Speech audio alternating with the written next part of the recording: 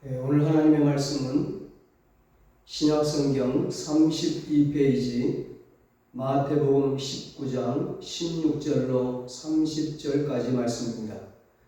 본문을 한번 읽고 말씀을 들으시면 감사하겠습니다.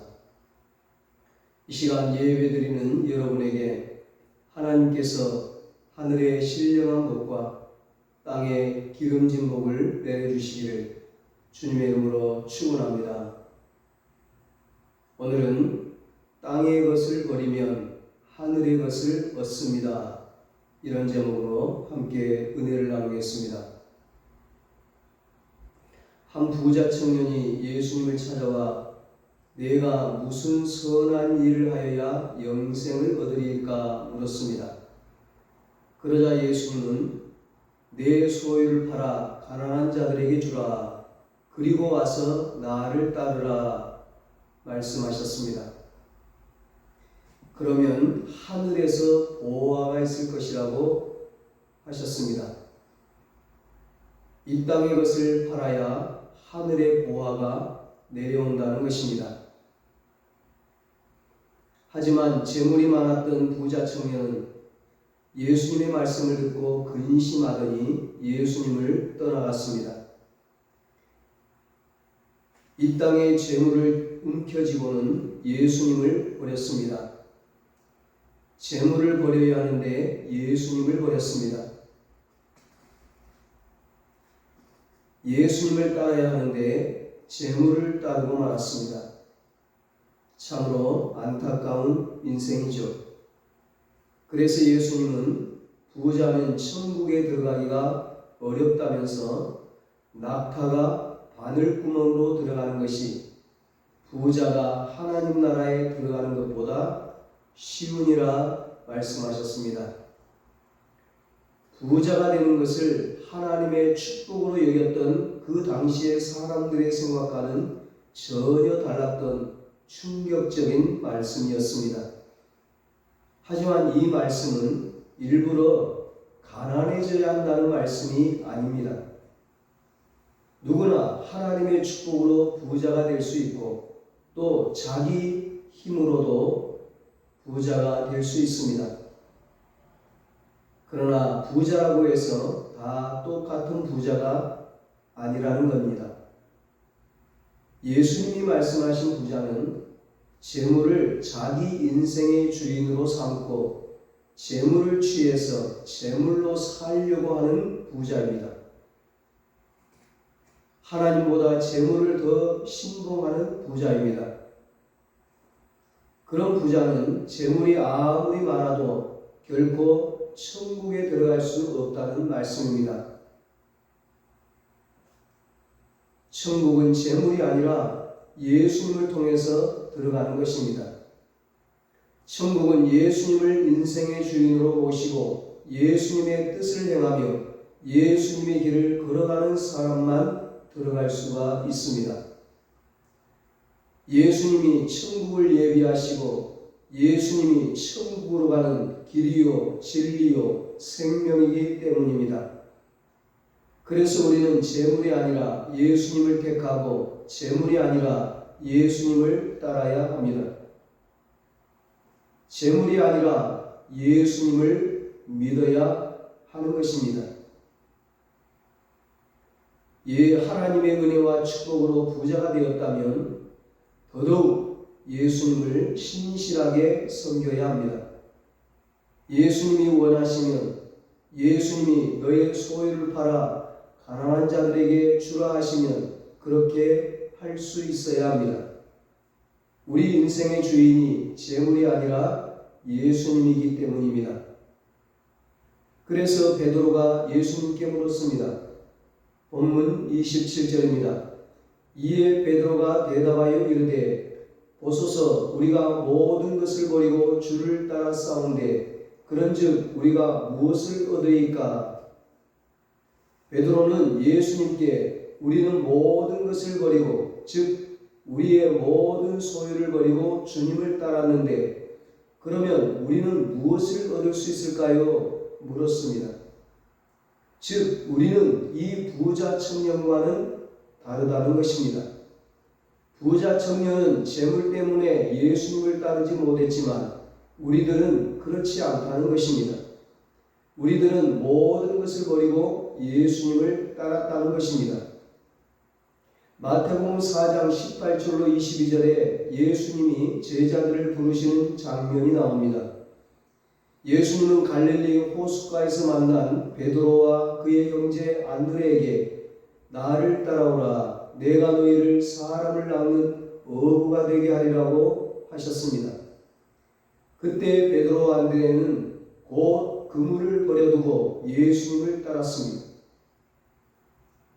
거기서 더 가시다가 야고보와 그의 형제 요한이 배에서 그물을 깁는 것을 보시고 또 그들을 부르셨습니다. 그때 야고보와 요한도 곧 배와 아버지를 버려두고 예수님을 따랐습니다. 여러분, 어부에게 그물이 어떤 의미입니까? 또 배는 어부에게 있어서 무엇입니까? 그물과 배는 어부들의 삶을 지탱하는 전부입니다. 어부는 그물이 없이는 단 하루도 살아갈 수가 없습니다. 그물을 던져서 먹고 살았고, 그물을 통해서 인생의 희노애락을 누렸고, 그물은 어부들의 삶 그 자체였습니다. 또 어부들에게 배는 그의 전 재산이었습니다. 평생을 그물을 던져서 겨우 마련할 수 있는 것이 배였습니다. 배는 어부들의 꿈이요 소망입니다. 그런데 베드로와 안드레 그리고 야고보와 요한은 그와 같은 그물과 배를 버려두고 예수님을 따라왔습니다. 정말 모든 것을 버리고 예수님을 따른 것입니다. 그뿐만이 아니었습니다. 아버지도 버려두고 예수님을 따랐습니다. 아버지와 아들의 관계는 가장 긴밀한 관계입니다. 고대 세계에서 아버지는 아들에게 있어서 인생의 주관자였습니다. 아버지의 뜻이 곧 전부였고 아버지의 직업이 아들에게 대물림이 되었습니다. 아버지가 어부였다면 그 아들은 당연히 어부가 되고, 아버지가 군인이면 아들도 군인이 되고, 아버지가 제사장이라면 아들도 제사장이 됩니다. 특히나 가문의 전통을 중시하던 이스라엘에서는 좋든 싫든 아들이 아버지의 유업과 직업을 물려받는 것은 너무도 당연한 일이었습니다. 그게 너무 싫어서 집을 나간 아들이 탕자잖아요. 시골 농부의 아들이었던 탕자는 땅 파고 농사 짓는 일이 너무도 싫었습니다. 아무리 농사를 많이 짓고 소출이 많아도 시골에 파묻혀 사는 것이 싫었습니다. 도시로 나가고 싶었습니다. 그래서 유산을 받아들고 집을 나가잖아요. 물론 야고보와 요한이 아버지가 싫어서, 어부가 싫어서 배를 버리고 아버지를 떠난 것이 아닙니다. 그들이 아버지를 버려두고 예수님을 따랐다고 하는 것은 이제부터 인생의 주관자가 예수님이 되었음을 의미하는 것입니다. 관계의 1순위가 예수님이 되었다는 것입니다. 그렇다면 오늘 우리에게 이런 의문이 생깁니다. 베드로와 안드레가 예수님을 따르기 위해 그물을 버리고 야고보와 요한은 배와 아버지도 버렸는데 우리도 제자들처럼 모두 버려야 합니까? 직장도 버리고 학업도 버리고 가족도 버리고 하던 일 다 버리고 주님을 따라가야 합니까? 그렇게 신앙생활해야 합니까? 결론부터 말씀드리면 그래서는 안 됩니다. 만일 그렇게 된다면 이 세상이 어찌 되겠습니까? 농부가 더 이상 씨를 뿌리지 않고 선생님이 강단을 떠나고 의사가 진료하는 일을 버리고 그리고 막무가내로 예수님을 따른다면 학생은 누가 가르치고 환자는 누가 치료하겠습니까? 농사는 누가 짓고 고기는 누가 잡습니까? 예수님은 베드로, 안드레, 야고보, 요한에게 내가 너희를 사람을 낳는 어부가 되게 하리라고 하셨습니다. 베드로와 안드레는 본래 어부였습니다. 요한과 야고보도 마찬가지로 어부였습니다. 그런데 예수님께서는 그들에게 또다시 어부가 되게 하리라고 말씀하신 것입니다. 즉 그들이 어부라는 사실에는 전혀 변함이 없습니다. 그들은 예수님을 만나기 전에도 어부였고 그 이후에도 여전히 어부였습니다. 그러면 무엇이 바뀌었습니까? 어부의 본질이 바뀌었습니다. 어부라는 외적인 모습은 여전히 같았지만 어부가 담고 있는 본질이 바뀐 것입니다.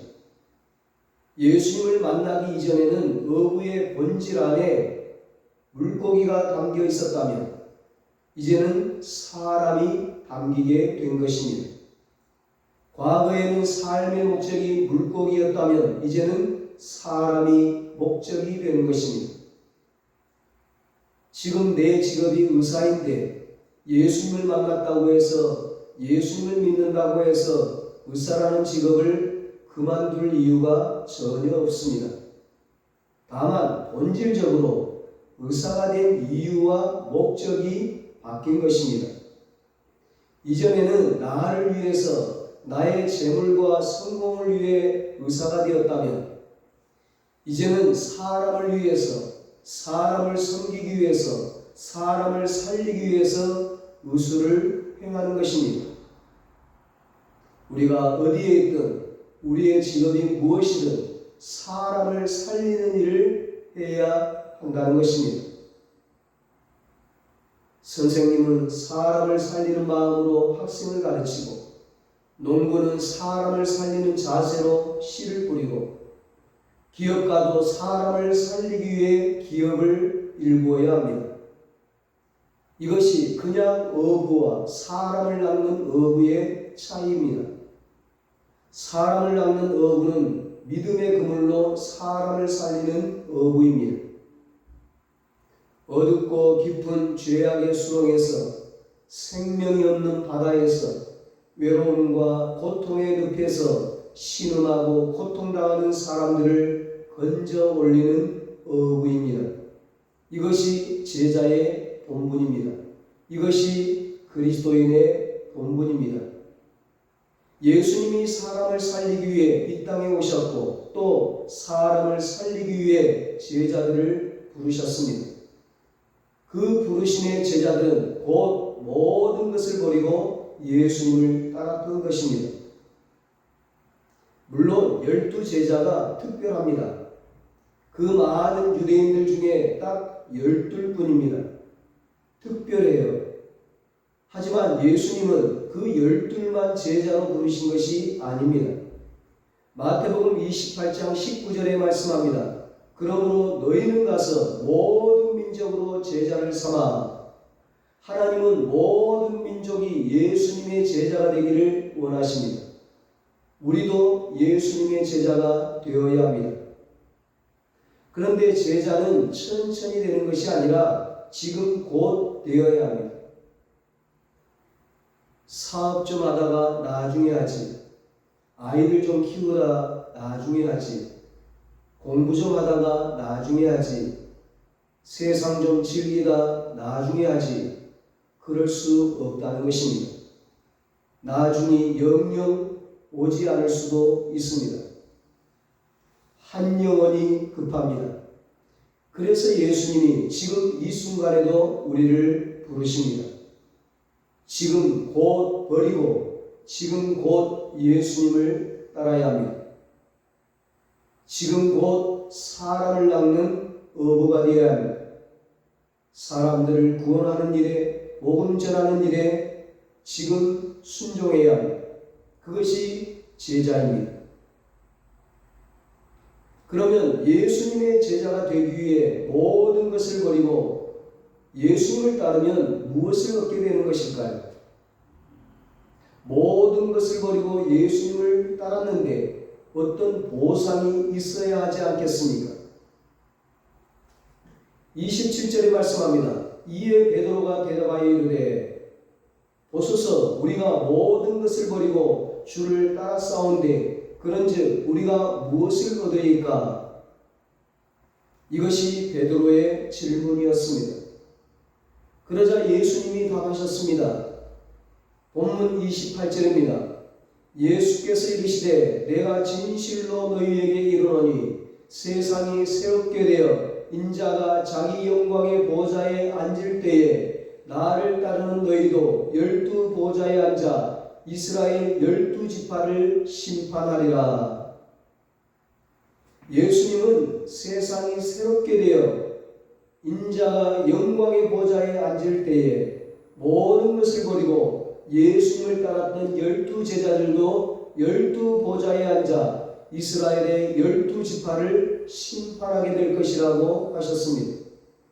영원한 하늘의 영광을 누리게 된다는 것입니다. 이것이 하늘의 보화요, 하늘의 보상입니다. 우리가 받게 되는 보상 가운데 최고의 보상입니다. 세상이 새롭게 될 때 누구는 예수님처럼 영광의 보좌에 앉지만 누구는 심판의 자리에 있게 될 것입니다. 어떤 사람은 저 하늘에서 예수님과 함께 영광에 거하겠지만 어떤 사람은 이 땅에서 비참하게 심판을 받고 영원한 지옥에 떨어지게 될 것입니다. 저는 여러분들이 하늘나라 영광의 보좌에 앉기를 바랍니다. 예수님의 영광에 거하기를 바랍니다. 비록 세상에서는 높은 자리에 오르지 못할 수도 있습니다. 하지만 하늘에서는 반드시 영광의 보좌에 앉아야 합니다. 이왕 신앙생활하는데 영광의 보좌에 앉아야 하지 않겠습니까?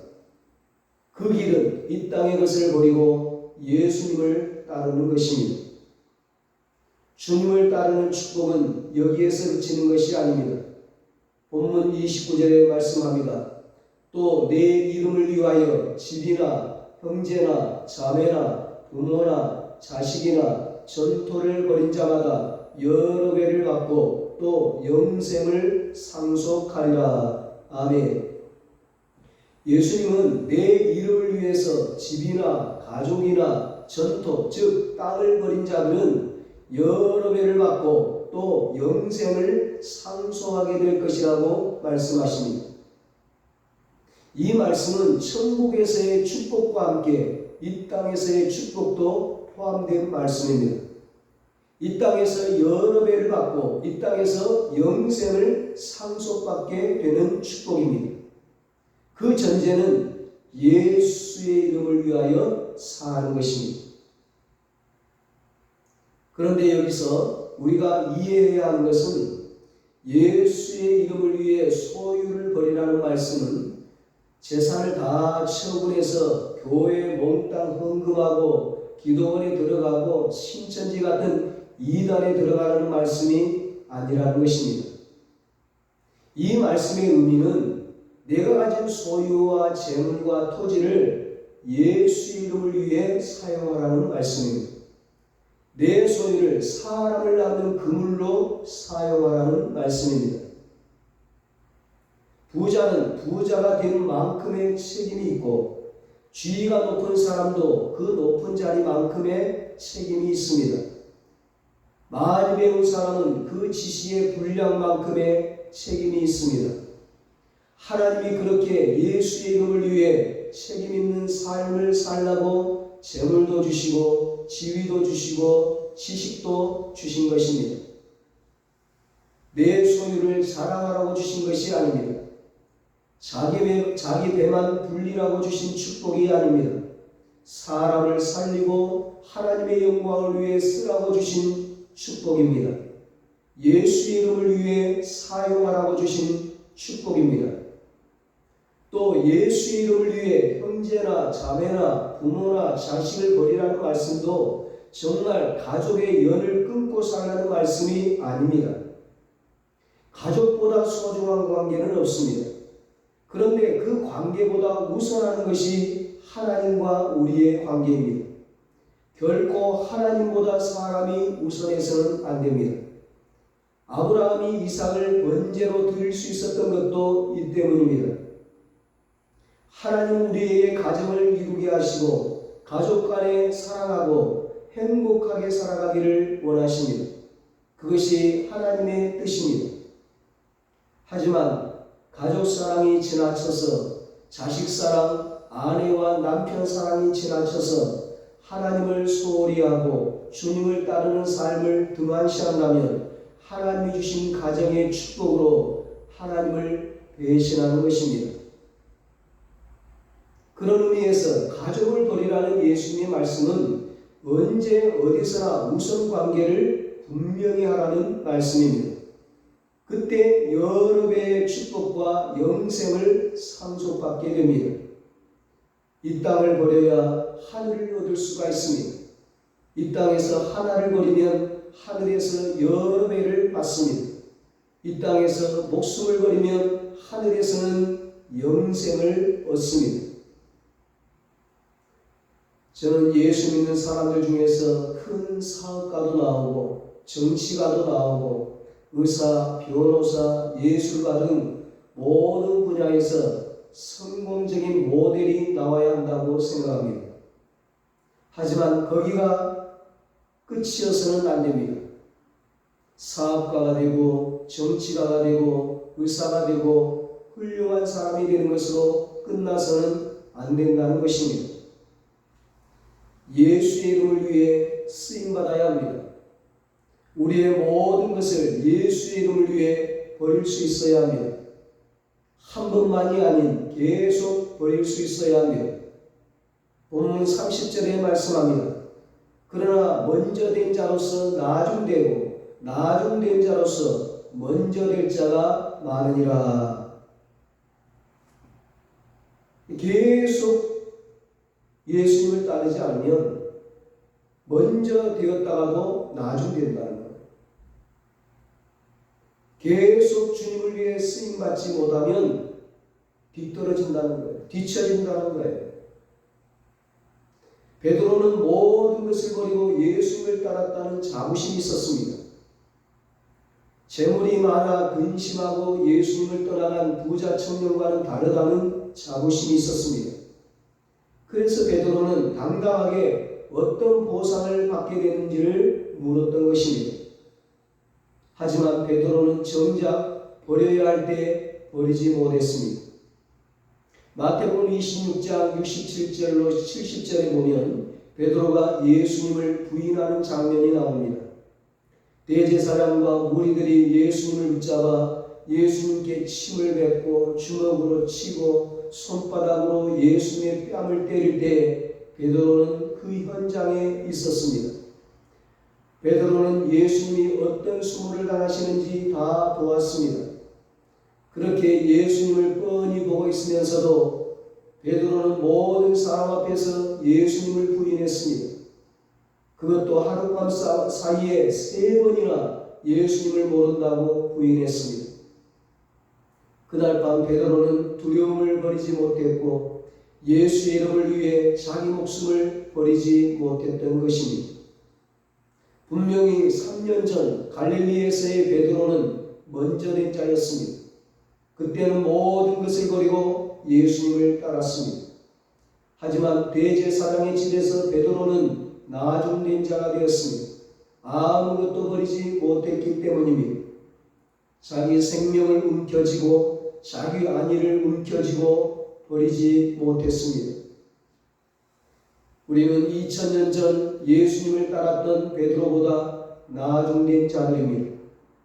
하지만 나중된 자로 남아있어서는 안 됩니다. 먼저 될 자가 되어야 합니다. 그 길은 예수의 이름을 위해 꾸준히 헌신하고 버릴 때에만 가능합니다. 사랑하는 여러분, 예수는 우리를 살리기 위해 하늘 보좌도 버리셨습니다. 하나님의 영광도 버리셨습니다. 하나님의 독생자의 자리도 버리셨습니다. 그리고 생명까지도 십자가에 다 버리셨습니다. 정말 죽기까지 버리셨습니다. 이제는 우리가 버릴 차례입니다.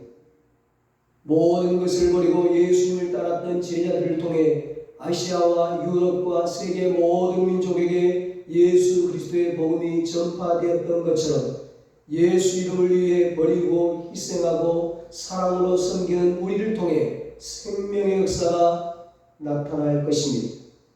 구원의 역사가 나타날 것입니다. 부흥의 역사가 일어날 것입니다. 그럴 때 우리를 통해 하나님의 축복의 역사가 일어날 것입니다. 그때 하나님께서 몇 배로 갚아주시고 영생을 상속하시고 영광의 보좌에 앉게 하시는 먼저 될 자로 우리를 축복하실 것입니다. 하나님이 주시는 이 놀라운 축복을 우리 모두가 다 받아 누릴 수 있기를 예수님의 이름으로 축원합니다. 기도하겠습니다. 하나님 아버지, 우리를 위해 독생자 예수님을 버리시고 우리를 살리신 하나님의 사랑과 희생에 감사를 드립니다. 이제는 우리가 제자의 삶을 살게 하시고 예수의 이름을 위해 우리의 모든 소유와 관계가 귀하게 쓰임받게 하여 주시옵소서. 우리를 통해서 수많은 생명들이 살아나게 하시고 생명의 역사, 구원의 역사, 부흥의 역사들이 일어나게 하여 주시옵소서. 우리의 삶을 온전히 하나님께 드려서 이 땅에서도 더 크고 놀라운 하나님의 축복을 누리게 하여 주시옵소서. 그리고 장차 하나님 앞에 갔을 때 영광의 보좌에 앉는 영원한 하늘의 축복을 누리게 하여 주시옵소서. 예수님의 이제는 우리 주 예수 그리스도의 무한하신 은혜와 하나님 아버지의 사랑하심과 성령님의 이루하시고 교통하심, 하나님 앞에 존귀하게 쓰임받고 하늘의 영광, 영생의 축복을 누리기로 다짐한 사랑하는 모든 성도들과 저들의 가정과 사업과 직장 위에 이제부터 영원토록 함께 있을지어다. 아멘.